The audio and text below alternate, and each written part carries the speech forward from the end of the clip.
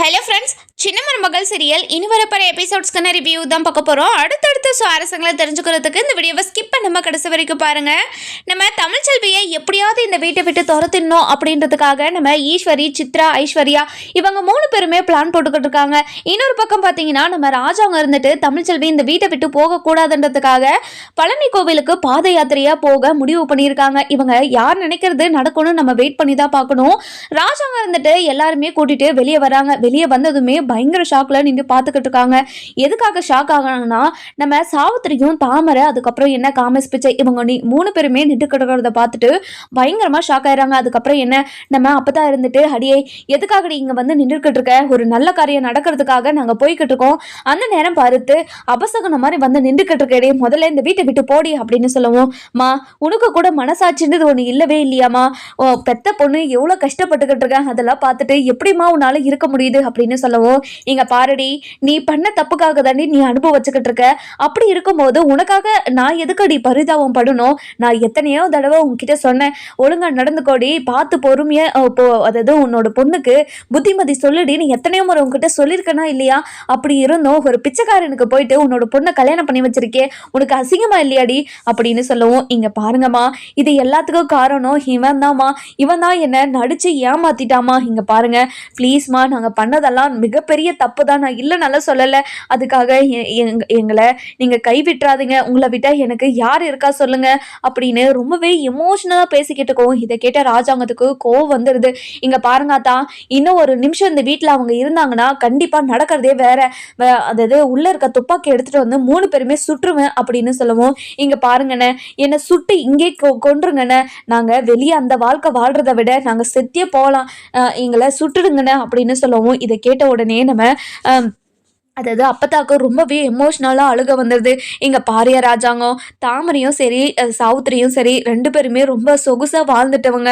அவங்க வெளியே போய் எவ்வளோ கஷ்டப்படுவாங்களோ, நம்ம கோயிலுக்கு போயிட்டு வந்துட்டு அவங்க கிட்ட நம்ம அப்புறமா பேசிக்கலாமே அப்படின்னு சொல்லவும், நம்ம காமிஸ் பிச்சை இருந்துட்டு, இங்கே பாருங்க அப்பத்தா, நான் உங்ககிட்ட ஒரு விஷயம் கேட்கலான்னு தான் இருந்தேன், நீங்கள் பழனி கோவிலுக்கு பாத யாத்திரையாக போகிறேன்னு கேள்விப்பட்டோம், அதனால தான் நாங்கள் 3 பேருமே பாத யாத்திரைக்கு வரட்டுமா, உங்களுக்கும் நல்லது தானே அப்படின்னு சொல்லவும், இதை கேட்ட உடனே ராஜாங்கத்துக்கு கோவம் வந்து, இங்க பாருங்காத்தா, யாருமே வரக்கூடாது அப்படின்னு சொல்லவும், இங்க பாரியா ராஜாங்கம், எல்லாரும் போனா நல்லதுதான், அவங்களும் வரட்டும் விடு அப்படின்னு சொல்லிட்டு நம்ம சாவுத்திரி, தாமரை, காமேஷ் பிச்சை இவங்க எல்லாருமே கூட்டிட்டு பாத யாத்திரையா போய்கிட்டு இருக்காங்க. அதுக்கப்புறம் தமிழ்ச்செல்வி இருந்துட்டு தாமரையை பார்த்துக்கிட்டே வராங்க. தாமரையோட வாழ்க்கை எப்படி ஆயிடுச்சு, எப்படி இருந்த பொண்ணு இப்படி ஆயிட்டாலே அப்படின்ற மாதிரி தாமரையோட வாழ்க்கை தான் ஒரு உதாரணம் அப்படின்னு ரொம்பவே ஃபீல் பண்ணிக்கிட்டு வராங்க. அதுக்கப்புறம் நம்ம சேது இருந்துட்டு, என்ன தமிழ், உன்னை ரொம்ப நேரமா பார்த்துக்கிட்டு தான் இருக்க, என்னாச்சு உனக்கு, எதுக்காக நீ தாமரையை பார்த்துக்கிட்டு வர, அவ செஞ்ச தப்புக்கு அவ அனுபவிச்சுக்கிட்டு இருக்கா, விடு அப்படின்னு சொல்லி நம்ம சேது இருந்துட்டு தமிழ்ச்செல்வி கிட்ட சொல்லவும், இங்க பாருங்க, என்னதான் இருந்தாலும் அவ நம்ம வீட்டு பொண்ணுங்க, நம்ம தான் அவளுக்கு புத்திமதியெல்லாம் சொல்லி திருத்தி ஒரு நல்ல வாழ்க்கையை வாழ வைக்கணும், நம்மளையே அவளை பார்த்து சிரிச்சா எப்படிங்க, நம்மளையே அவளை உதாசனப்படுத்திட்டா அவ எங்கெங்க போவா அப்படின்னு சொல்லிட்டு ரொம்பவே எமோஷனலா பேசுவோம். இங்க பாரு தமிழ், உன்ன மாதிரி ஒரு மனசு இருக்கிறவங்க யாருமே இருக்க மாட்டாங்க, உனக்கு எவ்வளோலாம் அவ பண்ணியிருக்கா, உன்னை இந்த வீட்டை விட்டு போக வைக்கணுன்றதுக்காக அவ என்னென்னமோ பண்ணியிருக்கா, உன்னை எவ்வளோ அசிங்கப்படுத்திருக்கா, அவமானப்படுத்திருக்கா, அப்படி இருந்தும் அது எதுவுமே மனசில் வச்சுக்காம இப்படி பெருந்தன்மையா பேசுறியே, இதுக்காக தான் தமிழ் உன்னை எனக்கு ரொம்ப பிடிச்சிருக்கு அப்படின்னு சொல்லவும், நம்ம மலர்ந்துட்டு, இங்க பாரு தமிழ், நீ இவ்வளோ நல்லவளா இருக்கவே கூடாது தமிழ், அதனால தான் உன்னை எல்லாருமே கஷ்டப்படுத்திக்கிட்டே இருக்காங்க, அப்பப்போ கொஞ்சம் வில்லியாவோ மாறிட்டு வா சரியா அப்படின்னு சொல்லவும், இதை கேட்ட உடனே தமிழ்ச்செல்வி இருந்துட்டு, இங்க பாருங்கக்கா, எனக்கு நான் இப்படியே இருந்து பழகிட்டேன்னா என்னால் என்னோட குணத்தை மாற்றவே முடியல, எனக்கு தாமரையை பார்த்தா சிரிப்பெல்லாம் வரமாட்டேங்குது, அவளை பார்த்தா ரொம்ப கஷ்டமாக தான் இருக்குதுக்கா, அவள் வாழ்க்கையை எப்படியாவது சரி பண்ணிடணும் அப்படின்னு தான் எனக்கு தோணுது அப்படின்னு சொல்கிறாங்க. இதை கேட்ட உடனே நம்ம சேத இருந்துட்டு, இங்க பாரு தமிழ், நம்ம கோவிலுக்கு போயிட்டு வந்துட்டு கண்டிப்பா தாமரையோட வாழ்க்கைக்கு ஏதாச்சும் பண்ணுவோம், நீ கவலைப்படாத சரியா அப்படின்னு சொல்லிடுறாங்க. இதை கேட்ட உடனே தான் நம்ம தமிழ்ச்செல்விக்கு ஒரு மாதிரி சிரிப்பே வருது. அதுக்கப்புறம் என்ன, நம்ம ராஜாங்க இருந்துட்டு பயங்கர சந்தோஷமா நடந்து போய்கிட்டு இருக்கப்ப பழைய கதை எல்லாத்தையும் பேசிட்டே வராங்க. குடும்பமே பயங்கர சந்தோஷமா வந்துகிட்டு இருக்கு. இதெல்லாம் பார்த்துக்கிட்டு இருந்த நம்ம ஈஸ்வரிக்கு, இந்த குடும்பம் சந்தோஷமா இருந்தாவே நம்ம ஈஸ்வரிக்கு ஆகாதே, அதனால இந்த குடும்பம் சந்தோஷமாவே இருக்கக்கூடாது, நம்ம ஏதாச்சும் பண்ணி ஆகணுமே அப்படின்னு ரொம்பவே தீவிரமா யோசிச்சுக்கிட்டே இருக்காங்க. அதுக்கப்புறம் ஐஸ்வர்யா இருந்துட்டு, இங்க பாருங்க ஆண்டி, சேது மாமாவை என்ன கல்யாணம் பண்ணிக்க சொல்லி நீங்க சொன்னீங்க. ஆனா சேது மாமா பாருங்களா, இப்போ தமிழ்ச்செல்வியை ஏத்துக்கிட்டு அவங்க 2 பேரும் சந்தோஷமா வாழ்ந்துகிட்டு இருக்காங்க. அவங்கள பார்த்தாவே எனக்கு ரொம்ப கோவம் வருது. தமிழ்ச்செல்வியை எப்படியாவது இந்த வீட்டை விட்டு துரத்திட்டு தமிழ்ச்செல்வியை துரத்திட்டு அந்த இடத்துக்கு நான் வரணும்னு நினைச்சுக்கிட்டு இருக்கேன். அது எப்ப நடக்கும் அப்படின்னு சொல்லி கேட்கவும், இங்க பாரு ஐஸ்வர்யா, நீ புத்திசாலித்தனமா இருந்தனா கண்டிப்பா கூடிய சீக்கிரம் நீ சேதுவை கல்யாணம் பண்ணிக்கிட்டு இந்த வீட்டவே ஆளலாம் அப்படின்னு சொல்றாங்க. இதை கேட்ட உடனே ஐஸ்வர்யாவுக்கு அப்படியே கனவு உலகத்துக்குள்ள போய் அந்த வீட்டை ஆள்ற மாதிரி யோசனையும் வந்துடுது. அதுக்கப்புறம் என்ன, நம்ம சித்ரா இருந்துட்டு ஐஸ்வர்யா ஐஸ்வர்யா அப்படின்னு சொல்லி கூப்பிடுவோம். சொல்லுங்க அப்படின்னு சொல்லி சொல்றாங்க. என்ன இப்பவே கனவு உலகத்துக்கு போயிட்டியா? அதுக்கு நீ புத்திசாலித்தனமா நடந்துக்கணும். எப்படி சேது மாமாவா உன் பக்கம் இழுக்கணும்னு உனக்கு தெரிஞ்சிருக்கணும். அப்பதான் கண்டிப்பா சேது மாமா உன்னை கல்யாணம் பண்ணிப்பாரு, சரியா அப்படின்னு சொல்லிட்டு நம்ம ஐஸ்வர்யாவுக்கு சொல்லி கொடுத்துக்கிட்டு இருக்காங்க. இன்னொரு பக்கம் பார்த்தீங்கன்னா, நம்ம தாமரையும் சாவுத்திரியும் ரொம்பவே வருத்தப்பட்டு நடந்து வந்துட்டு இருக்காங்க. இதெல்லாம் பார்த்த ஈஸ்வரிக்கு சிரிப்பா வருது. அதுக்கப்புறம் இங்க பாருங்க அத்தாச்சி, நீங்க இந்த நிலைமைக்கு ஆளாகுவீங்க நினைச்சு கூட பார்க்கல அத்தாச்சி அப்படின்னு சொல்லிட்டு சிரிச்சுக்கிட்டே சொல்லவும், என்ன மதனி, என்னை பார்த்தா உங்களுக்கு சிரிப்பா இருக்கா? சிரிங்க, உங்களால எவ்வளவு சிரிக்க முடியுமோ சிரிங்க. என்ன பண்றது, என்னோட தலையெழுத்து அந்த மாதிரி ஆயிப்போச்சு, நீங்க சிரிங்க அப்படின்னு சொல்லிட்டு சிரிக்க சொல்றாங்க. இதெல்லாம் பார்த்த சித்ராவும் நம்ம ஐஸ்வர்யாவும் சிரிக்க ஆரம்பிச்சிடறாங்க. அதுக்கப்புறம் என்ன, நம்ம காமிக்ஸ் பிக்சர் இருந்துட்டு, இங்க பாருங்க லேடிஸ், என்னோட மிஸ்ஸஸை பார்த்து நீங்க சிரிக்கவே கூடாது. என்னோட மிஸ்ஸஸ் எவ்வளவு பெரிய ஆளுன்னு உங்களுக்கு தெரியுமா? எதுக்காக என்னோட மிஸ்ஸஸை பார்த்து சிரிச்சுக்கிட்டு இருக்கீங்க அப்படின்னு சொல்லி கேட்கவும், இதை பார்த்த நம்ம சாவித்திரி பயங்கர கோவமா, இங்க பாருடா, கொஞ்ச நேரம் நீ அமைதியா நடந்து வந்தா போதும். எதுக்காக இப்படி எங்க வீட்டு ஆளுங்க கிட்ட எல்லாம் பேசிக்கிட்டு இருக்க? இன்னும் கொஞ்ச நாள் தான்டா உனக்கும் தாமரைக்கும் டிவோர்ஸ் வாங்கி கொடுத்துட்டு நான் என்னோட பொண்ணுக்கு பெரிய இடத்துல ஒரு பையனை கல்யாணம் பண்ணி வைக்கிறேன்னா இல்லையான்னு பாருடா. இங்க பாருங்க ஆண்டி, என்கிட்ட இருந்து எப்பவுமே லோட்டஸை பிரிக்கவே முடியாது. நீங்க எவ்வளவு வேணா முயற்சி பண்ணுங்க, கண்டிப்பா லோட்டஸ் எனக்கு மட்டும்தான் அப்படின்னு சொல்லிடுறாங்க. இதை கேட்ட உடனே நம்ம ஈஸ்வரி சிரிக்க ஆரம்பிச்சிடறாங்க. அதுக்கப்புறம் கொஞ்சம் தூரம் நடந்து போய்கிட்டு இருக்கும்போது நம்ம அதாவது அப்பத்தாக்கு ஒரு மாதிரி தலை கிருகிருன்னு வர மாதிரியே இருக்குது. அதுக்கப்புறம் நம்ம சேதுக்கிட்ட, ஐயா சேது, ஒரு கலரு ஜூஸ் ஏதாச்சும் வாங்கி குடியா, ஒரு மாதிரி கிருகிருன்னு வர மாதிரியே இருக்கு அப்படின்னு சொல்லி கேட்கவும், அப்படியே அப்பத்தா ஒரே நிமிஷம் இருங்க, நான் போய் வாங்கிட்டு வந்துடுறேன் அப்படின்னு ஜூஸ் வாங்கிட்டு வந்து நம்ம அப்பத்தா கையில கொடுக்குறாங்க. கொடுத்த உடனே நம்ம அப்பத்தாவும் குடிச்சிட்டு, இப்பதானே நல்லா இருக்கு, என்னையா வெயில் இப்படி வெளுத்து வாங்குது, இன்னும் வெயில் காலமே ஸ்டார்ட் ஆகல, இப்படி வெயில் அடிக்குதே, இன்னும் வெயில் காலம் வந்தா வெளியவே வர முடியாது போலியே அப்படின்னு சொல்லிட்டு ரொம்பவே அதாவது உலக கதை பேசிக்கிட்டு இருக்காங்க. இதெல்லாம் கேட்டு சேது இருந்துட்டு, ஆமா அப்பத்தா, இப்பெல்லாம் வெயிலும் ரொம்ப தான் அடிக்குது, இனிமே கோவிலுக்கு போயிட்டு வந்ததுக்கு அப்புறம் நீ வெளியவே வரக்கூடாது சரியா அப்படின்னு சொல்றாங்க. அதுக்கப்புறம் என்ன, நம்ம மோகனாவும் அப்பத்தா கூட சிரிச்சு பேசிக்கிட்டு ஜாலியா போயிடுறாங்க. கோவில் பக்கத்துலயும் போயிடுறாங்க. போன உடனே கொஞ்சம் தூரத்துல போயிட்டு நம்ம அப்பத்தாக்கு மயக்கம் போட்டு கீழே விழுந்துடுறாங்க. இதெல்லாம் பார்த்த குடும்பத்துல இருக்கிற எல்லாருமே பயங்கர ஷாக்கு. அதுக்கப்புறம் என்ன, நம்ம சேது இருந்துட்டு, அப்பத்தா என்னாச்சு அப்பத்தா அப்படின்னு சொல்லிட்டு கேட்டுக்கிட்டு இருக்கவும், நம்ம தமிழ்ச்செல்வி வராங்க. ஏங்க கொஞ்சம் நகருங்க அப்படின்னு சொல்லிட்டு தமிழ்ச்செல்வி வந்துட்டு அப்பத்தாக்கு என்னாச்சு ஏதாச்சுன்னு செக் பண்ணிக்கிட்டு இருக்காங்க. ஏங்க கொஞ்சம் தண்ணி எடுத்துட்டு சொல்லுங்க அப்படின்னு சொல்லவும், நம்ம கருப்பு ஓடி போயிட்டு தண்ணியை கொண்டு வராரு. கொண்டு வந்ததுமே நம்ம தமிழ்ச்செல்வி வந்துட்டு முகத்துல தண்ணியை தெளிச்சு பாக்குறாங்க. அப்பவும் நம்ம அதாவது யாரு, நம்ம அப்பதான் எழுந்திருக்கவே மாட்டாங்க. அதுக்கப்புறம் என்ன, நம்ம அப்பத்தாவை கிள்ளி பார்க்குறாங்க. அப்போவும் எந்த ஒரு ரியாக்ஷனும் இல்லாமல் இருக்காங்க. அதுக்கப்புறம் என்ன, பல்ஸ் எல்லாத்தையும் பார்க்கவும் எல்லாமே பல்ஸ் எல்லாம் நார்மலாக தான் இருக்குது. அதனால் இவங்க டீஹைட்ரேஷன் ஆகிருப்பாங்க. அதனால தான் மயக்கம் போட்டு விழுந்திருக்காங்க. எப்படியாவது இவங்களை எழுப்பி ஆகணுமே, இல்லைன்னா ட்ரிப்ஸ் ஏற்றினா தான் இவங்க எழுவாங்க அப்படின்னு யோசிக்கிறாங்க. அதுக்கப்புறம் என்ன, நம்ம தமிழ்ச்செல்வி இருந்துட்டு அதாவது அவங்க புத்திசாலித்தனமாக யோசித்து நம்ம அப்பத்தாவை எப்படியோ காப்பாத்திடுறாங்க. காப்பாத்தின உடனே நம்ம ராஜாங்கத்துக்கு பயங்கர பெருமை, என்னோட மருமக என்னோட அம்மாவை காப்பாத்திட்டா, என் மருமக இருக்க பயமே அப்படின்னு எல்லாருக்கிட்டே சொல்லவும், நம்ம தமிழ்ச்செல்விக்கு ஒரே வெக்கமாயிடுது. இங்க பாருங்க மாமா, என்னோட வேலையை தான் நான் பார்த்தேன், என்ன இப்படியெல்லாம் கிண்டல் பண்ணாதீங்க மாமா அப்படின்னு சொல்லவும், இங்க பாருமா தமிழ்ச்செல்வி, இதெல்லாம் கிண்டல் பண்றதில்ல, உன்னை பார்த்தா எனக்கு அவ்வளோ பெருமையா இருக்குது. கூடவே ஒரு டாக்டர் இருக்கிறதுனால எங்களுக்கு என்ன ஆனாலும் நீ இருக்க, நீ பார்த்துப்பேன்ற ஒரு எண்ணம் எங்களுக்குள்ள இருக்கு. அதனால நான் ரொம்ப சந்தோஷப்படுறேன் அப்படின்னு சொல்றாங்க. அதுக்கப்புறம் என்ன, நம்ம கருப்பு இருந்துட்டு, இங்க பாருமா தங்கச்சி, எங்க குடும்பத்துக்கே நீதாமா குடும்ப டாக்டரு, நீதான் எங்களுக்கு என்ன ஏதுன்னு பார்த்து சொல்லணும் சரியா அப்படின்னு சொல்லிட்டு நம்ம தமிழ்ச்செல்வி கிட்ட சொல்லவும், அப்பதான் இருந்துட்டு, இங்க பாரு தமிழ், ரொம்ப நன்றி தமிழ் அப்படின்னு சொல்லிட்டு கையெடுத்து கும்பிட்றாங்க. இங்க பாருங்க அம்மாச்சி, எதுக்காக என்கிட்ட அதாவது கையெடுத்து கும்பிட்றீங்க? இப்படியெல்லாம் பண்ணீங்கன்னா நான் உங்க கூட பேசவே மாட்டேன் அப்படின்னு சொல்லவும், இதை கேட்ட உடனே நம்ம அப்பத்தா இருந்துட்டு, இங்க பாருடி, சமயத்துக்கு என்னோட உசுரை நீ தாண்டி காப்பாத்தின. அப்படி இருக்கும்போது உனக்கு நான் நன்றி சொல்லியே ஆகணும்ல. அதுக்காக நீங்க கையெடுத்து கும்பிடுவீங்களா? இங்க பாருங்க அப்பத்தா, நீங்க பண்றது கொஞ்சம் கூட சரியில்லை, பார்த்துக்கோங்க அப்படின்னு சொல்றாங்க. சரி சரி, நம்ம ராஜாங்க இருந்துட்டு எல்லாரும் சீக்கிரம் வாங்க, சூரிய கிரகணம் முடியறதுக்குள்ள இந்த பூஜையை நம்ம பண்ணி ஆகணும்ல. அதனால இன்னும் கொஞ்சம் தூரம் தான் இருக்குது, நம்ம நடந்து போயிடலாம் வாங்க அப்படின்னு சொல்லி கூட்டிட்டு போறாங்க. அந்த நேரம் பார்த்து நம்ம தமிழ்ச்செல்வி இருந்துட்டு பயங்கர சந்தோஷமா கோவிலுக்கும் போயிடுறாங்க. கோவிலுக்கு போயிட்டு பூஜையும் பண்ணி முடிச்சிடுறாங்க. முடிச்ச உடனே அப்பதான் நம்ம ராஜாங்கத்துக்கு மோகனா, அப்பத்தா, சேதுன்னு சொல்லிட்டு இவங்க எல்லாருக்குமே பயங்கர சந்தோஷம். அப்படியே மனசு நிம்மதியா இருக்கு. இந்த பூஜையை எப்படியோ பண்ணி முடிச்சிட்டோம், இனிமே தமிழ்ச்செல்வியும் சேதையும் யாராலையும் பிரிக்கவே முடியாது அப்படின்னு நினைச்சுக்கிட்டு இருக்காங்க. இதை பார்த்துக்கிட்டு இருந்த நம்ம ஈஸ்வரி இருந்துட்டு, இங்க பாருங்க மாமா, தமிழ்ச்செல்வியும் சேதையும் பிரிக்க முடியாதுன்னு இப்போ நீங்க ஒரு மலை போல நம்புவீங்க, ஆனா அது நடக்கவே நடக்காது.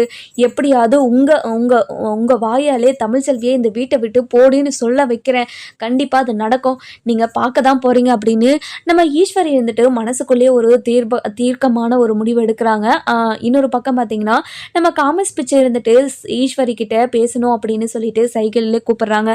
அதுக்கப்புறம் என்ன, நம்ம சித்ரா இருந்துட்டு, மா என்னம்மா அந்த காமர்ஸ் பிச்சை உங்ககிட்ட பேசணும்னு சொல்லிக்கிட்டே இருக்கான், என்னம்மா நடக்குதுங்க? அம்மா, நம்ம தான் இதெல்லாம் பண்ணோன்னு தெரிஞ்சிச்சுன்னா கண்டிப்பா பெரிய பிரச்சனை ஆயிடும், இப்போதைக்கு அவங்க கிட்ட பேசாதம்மா அப்படின்னு சொல்லவும், நம்ம கிட்ட பேசினா யாரை கண்டுபிடிக்க போறா, நம்ம போய் பேசுவோம் வா அப்படின்னு சொல்லிட்டு நம்ம சித்ரா, அதுக்கப்புறம் ஐஸ்வர்யா, நம்ம ஈஸ்வரி, இவங்க 3 பேருமே காமர்ஸ் பிச்சை கிட்ட தனியாக பேசிக்கிட்டு இருக்காங்க.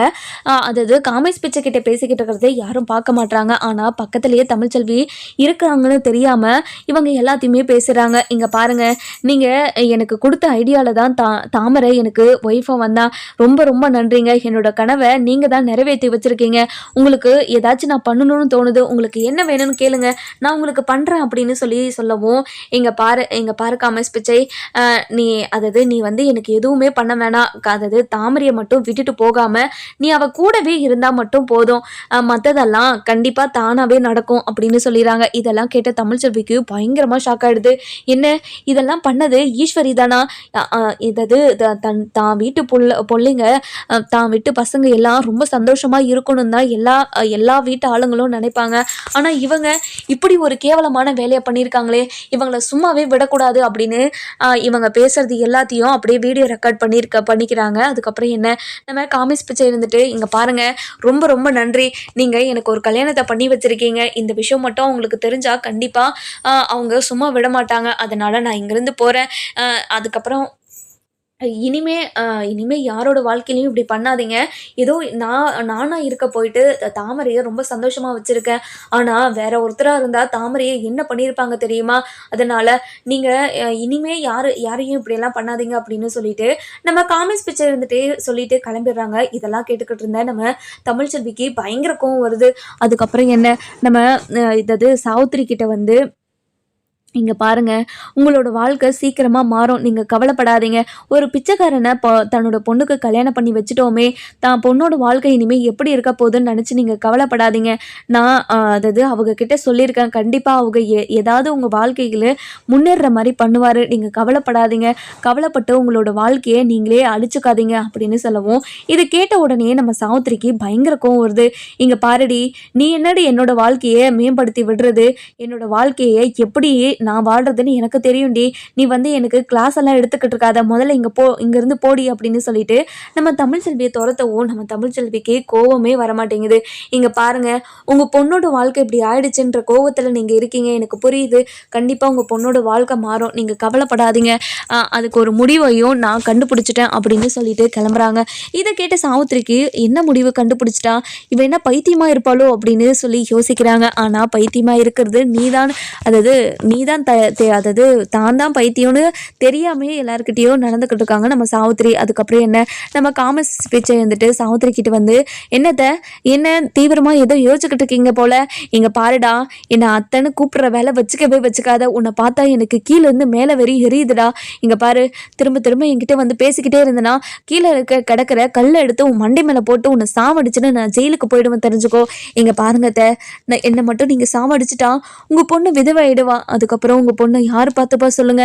உங்கள் பொண்ணை நான் தான் காலம் முழுக்க வச்சு காப்பாற்றணும், அதை மனசில் வச்சுக்கிட்டு நீங்கள் இப்போ பேசுங்க அப்படின்னு ரொம்பவே எமோஷ்னலாக பேசுவோம். இங்கே பாருடா, இந்த மாதிரிலாம் பேசிக்கிட்டு இருந்தேன், சத்தியமாக இப்போவே கல்லை எடுத்து போட்டு உன் மண்டையை உடச்சிருவன், தெரிஞ்சுக்கோ. முதல்ல இங்கேருந்து போடா அப்படின்னு சொல்லிடுறாங்க. அதுக்கப்புறம் தாமரை வராங்க. தாமரை வந்த உடனே லோட்டஸ், இங்கே பாரு லோட்டஸ், உன்னோட அம்மா என்னோட தலையில் கல் எடுத்து போட்டு சாவடிச்சிடலாங்களாம். அப்படி சாவடிச்சிட்டா உன்னை யார் பார்த்துப்பா, நீ விதவை ஆயிடுவே, என்ன பண்ணுறது, உன்னோட அம்மாவை கொஞ்சம் உங்கள் அம்மா கிட்ட என்னன்னு கேளு அப்படின்னு சொல்லுவோம். இவங்கிட்ட இன்னும் நீ பேசிக்கிட்டு தான் இருக்கியா, கல் எடுத்து போட்டு சாவடிக்காம இன்னும் இவங்கிட்ட பேசிக்கிட்டு இருக்க நீ அப்படின்னு சொல்லிட்டு சொல்லவும், என்ன லோட்டஸ் நீ இப்படி சொல்லிட்டியே, நீ எல்லாம் இப்படி சொல்லுவேன்னு நினச்சி கூட பார்க்கல லோட்டஸ், என்ன நீ எப்படியெல்லாம் லவ் பண்ண, ஆனால் அது உனக்கு தெரியலையா லோட்டஸ் அப்படின்னு சொல்லிட்டு சொல்லவும், இங்கே பாருடா, இந்த மாதிரி பேசுகிற வேலை என்கிட்ட வச்சுக்கிட்ட எனக்கு பயங்கர கோவம் வரும். அதுக்கப்புறம் நான் என்ன பண்ணுவேன்னு எனக்கே தெரியாது, முதல்ல இருந்து இங்கேருந்து போடா அப்படின்னு சொல்லிட்டு நம்ம காமஸ் பிச்சையை துரத்தி விட்டுடுறாங்க. அதுக்கப்புறம் நம்ம தமிழ்ச்செல்வி வந்து அதாவது ஈஸ்வரி கிட்ட போறாங்க. போன உடனே, இங்க பாருங்க, நீங்க பண்ண வேலையெல்லாம் இத்தியோடு நிப்பாட்டிடுங்க, இனிமே பண்ண தப்புக்கு தண்டனையை நீங்க அனுபவிக்க போறீங்க அப்படின்னு சொல்லவும், இங்க பாரு தமிழ், என்னாச்சு உனக்கு, எதுக்காக இப்படி எல்லாம் பேசிக்கிட்டு இருக்க அப்படின்னு கேட்கவும், இங்க பாருங்க, நீங்க பண்ண வேலை எல்லாமே ஆதாரத்தோட என்கிட்ட இருக்கு, நான் என்ன பண்ணேன், எதுக்காக ஆதாரம் இருக்குன்னு சொல்லிக்கிட்டு இருக்க, நீ அதாவது உன்னோட மண்டை ஏதாவது குழம்பி போச்சோ அப்படின்னு சொல்லி கேட்கவும், என்னோட மண்டை இன்னும் குழம்பி போல, இன்னும் கொஞ்ச நேரத்தில் நீங்கள் தான் குழம்பி போக போகிறீங்க, இது எல்லாத்தையும் போய் என்னோட மாமா கிட்டே நான் சொல்ல தான் போகிறேன், இது எல்லாத்துக்கும் காரணம் நீங்கள் தானே அப்படின்னு சொல்லவும், எது எல்லாத்துக்கும் காரணம்னா தாமரைக்கு கல்யாணம் பண்ண விஷயத்தில் நீங்கள் தான் எல்லாத்துக்கும் உறுதுணையாக இருந்து அந்த காமேஷ் பிச்சைக்கு ஐடியா சொல்லியிருக்கீங்க, அதனால தான் காமேஷ் பிச்சை தாமரையை கல்யாணம் பண்ணியிருக்கான், நீங்கள் பண்ண நாடகத்தில் அவங்க 2 பேரும் ஏமாந்து இப்படி ஒரு பிச்சைக்காரனை கல்யாணம் பண்ணிக்கிட்டாங்க அப்படி தானே அப்படின்னு சொல்லவும், இதை கேட்ட உடனே நம்ம ஈஸ்வரிக்கு பயங்கரமாக ஷாக் ஆகிடுது. அதுக்கப்புறம் நம்ம ஈஸ்வரி இருந்துட்டு, இங்கே பாரு தமிழ், இந்த விஷயத்த மாமா கிட்ட சொல்லிடாத தமிழ், என்னோட பையனோட வாழ்க்கையை கேள்விக்குரிய ஆக்கலை, அவதான் என்னோட பையனை வாழ்க்கையே கேள்விக்குறி ஆக்கிட்டா, அதனால தான் அவளோட வாழ்க்கை இப்படி இருக்கணும்னு நான் இப்படியெல்லாம் பண்ணிட்டேன், நான் பண்ணதெல்லாம் மிகப்பெரிய தப்பு தான், என்ன தமிழ் மன்னிச்சிரு தமிழ், இந்த விஷயத்த மாமா கிட்ட சொன்னா கண்டிப்பா மாமா என்னை சும்மாவே விட மாட்டாரு, இங்க பாரு தமிழ்ச்செல்வி, என்னை மன்னிச்சிரு தமிழ்ச்செல்வி அப்படின்னு சொல்லிட்டு கையெடுத்து கும்பிடவும், இதை கேட்ட உடனே நம்ம தமிழுக்கு பயங்கர கோவம் வருது. இதை இப்படி சொல்றதுக்கு உங்களுக்கு வெக்கமா இல்லையா, அது தாமரை நம்ம வீட்டு பொண்ணு தானே, நம்ம வீட்டு பொண்ணு ஒரு இடத்துல கட்டிட்டு போயிட்டு சந்தோஷமாக வாழணும் தானே நினைக்கணும், ஆனால் இப்படி ஒரு வாழ்க்கையை அவளுக்கு அமைச்சு கொடுத்துருக்கீங்களே, உங்களுக்கே மனசாட்சி ஒன்று இல்லவே இல்லையா, என்னோட பையனோட வாழ்க்கையில் அவளும் மனசாட்சி இல்லாமல் தானே எல்லாத்தையும் பண்ணா, அதுக்காக தான் அவளை பழி வாங்கிறதுக்காக இப்படி ஒரு வேலையை பண்ணிட்டேன், அதுக்காக ஒரு பொண்ணோட வாழ்க்கை முழுக்க அவளை கஷ்டப்பட்டுக்கிட்டு இருக்க மாதிரி இப்படி ஒரு தண்டனை அவளுக்கு கொடுத்துருக்கீங்களே, அவளுக்கு தண்டனை கொடுக்கறதா இருந்தால் வேற விதமாக கொடுத்துருக்கலாம்ல, ஆனால் இப்படி ஒரு தண்டனையை கொடுத்து அவள் வாழ்க்கை முழுக்க கஷ்டப்பட்டுக்கிட்டு இருக்காளே, என்னோட பையனும் கஷ்டப்பட்டுக்கிட்டு தானே இருக்கான், அதனால தான் அவளுக்கு இப்படி ஒரு தண்டனையை கொடுத்தேன், இனிமேல் நான் இப்படி ஒரு விஷயத்த பண்ணவே மாட்டேன், இங்கே பாரு தமிழ், நீ மாமா கிட்டே எந்த விஷயத்தையும் சொல்லிடாத சரியா அப்படின்னு சொல்லவும், இதை கேட்ட உடனே இங்கே பாருங்க அத்தை, உங்கள் மேலே நான் எவ்வளோ மரியாதை வச்சுருந்தேன் தெரியுமா, அந்த மரியாதை சுத்தமாக இப்போ போச்சு, கண்டிப்பாக இந்த விஷயத்த போயிட்டு நான் மாமா கிட்டே சொல்ல தான் போகிறேன், மாமா கிட்ட மட்டும் இல்லை வீட்டில் இருக்கிற எல்லாருக்கிட்டையும், அது மட்டும் இல்லாமல்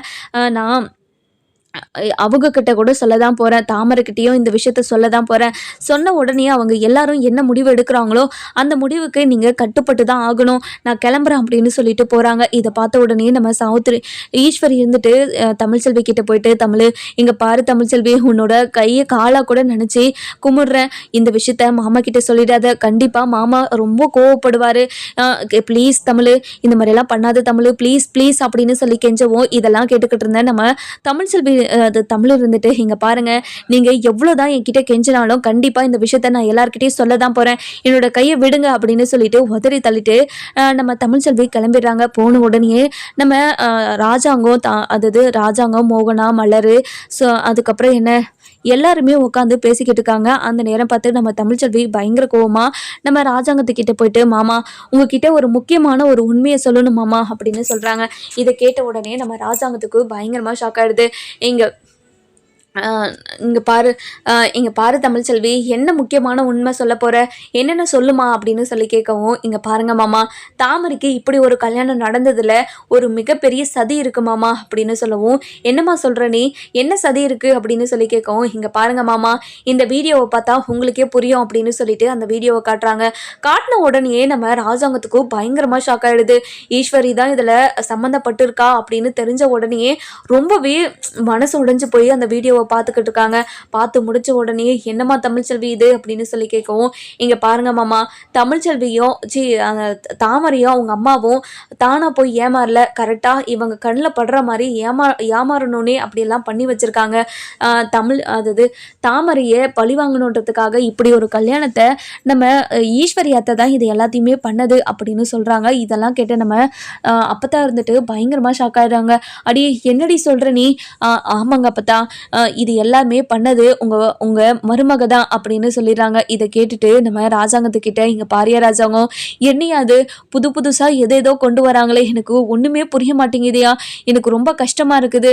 தாமரையோட வாழ்க்கையை இந்த நிலைமைக்கு ஆளாக்குனது ஈஸ்வரி தானா, ஈஸ்வரிக்கு கொஞ்சமாவது புத்தின்றது ஒண்ணு இருக்குதா இல்லையா, ஒரு பொண்ணோட வாழ்க்கையை எப்படி இப்படி கேள்விக்குரிய ஆக்கியிருக்கா, என்னமோ அவங்க தான் முட்டாள்தனமா போய் ஏமாந்துட்டாங்கன்னு நினைச்சா முட்டாள்தனம் ஆக்கிக்கிறதே இவங்க தானா, இவங்களுக்கு பெரிய தண்டனையை கொடுக்கணும் ராஜாங்கம், அவங்க வாழ்க்கையிலேயே மன்னிக்க முடியாத ஒரு தண்டனையை கொடுக்கணும், அவங்க உணரணும், தான் பண்ணது மிகப்பெரிய தப்புன்னு உணர்ந்து அவங்க மன்னிப்பு கேட்கணும் அப்படின்னு சொல்லிட்டு கோவமா பேசிக்கிட்டு இருக்கோம். இங்க பாருங்க அத்தா, கண்டிப்பா உன்னோட மருமகளுக்கும் சரி உங்க மகளுக்கும் சரி புத்தியே வராது. எவ்வளோ தூரம் அவங்களுக்கு தண்டனை கொடுத்தாலையும் கொடுக்கணும்னாலையும் அவங்களோட புத்தி அப்படியே தான் இருக்க போகுது.